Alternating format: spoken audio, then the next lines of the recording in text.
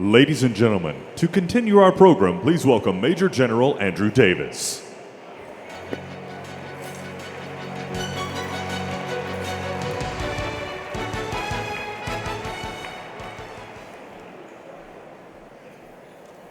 Well, Senator Warner, I got to tell you, I was given 3.5 minutes, not 2. But it's a danger when you give a podium to a general, a senator, and an ambassador and Navy secretary. When I made general in 2000, I was feeling pretty good about myself. The Marine Corps doesn't have very many generals in it. Until I got home and my then 11-year-old daughter, who is now a deployed captain select in the Marine Corps, was working on a school paper about ancient Rome. And I looked over her shoulder and it said something like, Julius Caesar lived in ancient Rome.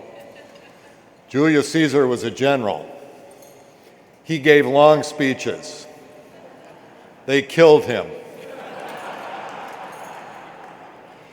Well, tonight it's my distinct honor to pay tribute to Lone Sailor Award recipient and fellow Marine, Robert Morrison, better known as Bob. And I would like to have been economical in my remarks, but Bob's service and accomplishments have, over the last 50 years, just won't allow that. Tonight, Bob deserves a full tribute. His service and achievements span combat leadership, top-level business leadership, and leadership for the enrichment of his community. Receiving his commission as a Lieutenant of Marines upon his graduation from Holy Cross in 1963, Bob found himself as an infantry platoon commander in the opening rounds of U.S. combat in the Republic of Vietnam. His unit was H Company, better known as Hotel Company, 2nd Battalion, 4th Marines, a storied Marine regiment, which is also known as the Magnificent Bastards. 50 years and 1 month ago, 2-4 landed on the hostile shores of Vietnam in Operation Starlight, which was the first major offensive regimental-sized action conducted by purely U.S. military units during the Vietnam War. The objective of Operation Starlight was destruction of Viet Cong capabilities in the vicinity of Chu Lai. The VC proved to be a tenacious enemy, and Hotel Company, with Bob's platoon, assaulted. Now, this is a company, which is roughly 200 Marines, assaulted the 60th Viet Cong Battalion, who put up a vicious fight. Now, I'm going to quote from First Lieutenant Morrison's Silver Star citation.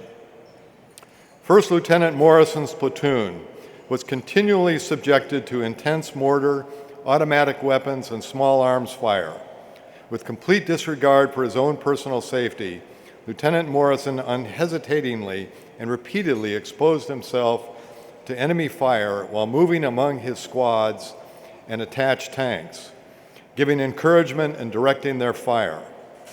During the afternoon, when Company H became pinned down by enemy fire and suffered numerous casualties, Lieutenant Morrison, while leading his platoon, was wounded by enemy fire as he crossed a fire-swept rice paddy.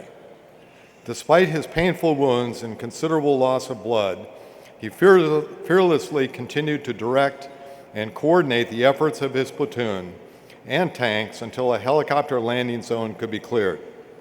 Lieutenant Morrison refused to be evacuated until all of the other wounded were evacuated.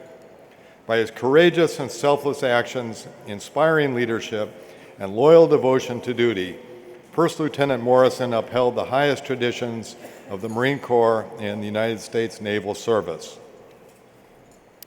Leaving the Marine Corps service as a captain upon recovery from his wounds, Bob embarked on what became a stellar business career. I first met him in the early 1990s in Chicago, where his leadership of Kraft Foods and Quaker Oats not only set the standard for return on shareholder investment, but really raised high the bar for Chicago-based companies in corporate citizenship, ranging from community development to support for the needy to making Chicago a cultural gem for the arts. And oh yes, along the way, he engineered the turnaround at Quaker from losses of more than $1 billion to profitability that resulted in the acquisition by PepsiCo for more than $13 billion 3 years later. Bob's service to his community spans urban economic development through the Chicago Urban League and United Way, to education, to his service on boards of Lake Forest College and Northwestern University's Kellogg School of Management. His commitment to fostering a rich cultural environment in Chicago encompassed unwavering support of the arts through involvement in the Chicago Lyric Opera, the Ravinia Festival, which is the summer home of the Chicago Symphony, and the Museum of Science and Industry. He hasn't forgotten his fellow Marines either. We take care of each other. He is a member of the Marine Corps Heritage Foundation's Founders Circle, which has created the magnificent National Museum of the Marine Corps just down the road in Quantico.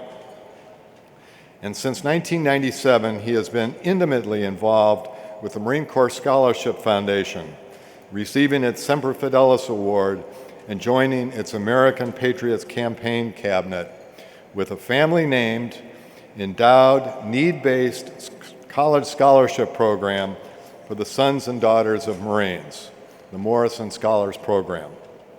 And oh yes, he and Susan, herself the daughter of a Marine, have managed to raise 5 children. So now please join me in saluting an exemplar of our core values of honor, courage, and commitment, a man who has worn the cloth of his nation and has shed his blood for corps and country, a truly magnificent bastard, Bob Morrison. Please watch the video.